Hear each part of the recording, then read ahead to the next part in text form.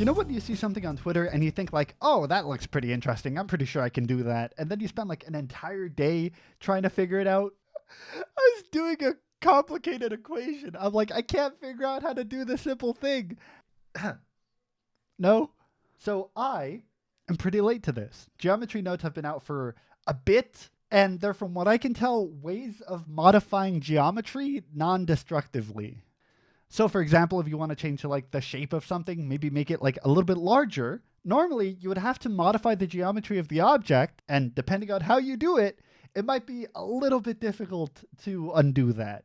Meanwhile, here, you have to maybe spend a little bit of time understanding the system and trying to account for it. But the upside is that now you can generate and modify geometry non-destructively. You could make a building taller and like add foliage and windows and an air cooler thing. And because it's all based on parameters that you created, you can undo and change that extremely easily.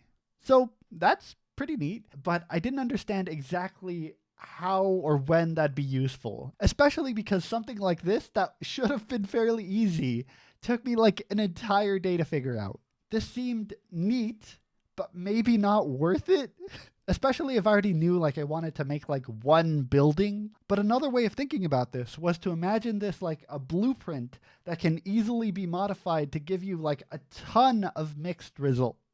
So maybe not something that you'd spend a lot of time on if you're making, say, one building, but if you're making like 100 buildings or an entire town, something that requires a lot of repetition, but you want it to look unique. So maybe you have a ton of chairs and benches and you wanted them to all be slightly different from each other. I think it just also helps to have a non-destructive workflow, like in case you change your mind. Imagine making a complex model and thinking, oh man, I want to change this one thing, but it's going to take like 3 hours.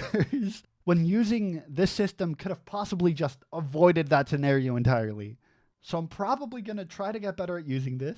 It seemed kind of hard, but I talked to a few people about it and I asked for some help and everybody seemed really nice about it. This person shared their entire setup, and as we can see, it's a little bit complicated. Mine is a little simpler, but it was a good first try, and I think it was a fun project to work on. So dumb, it didn't even work.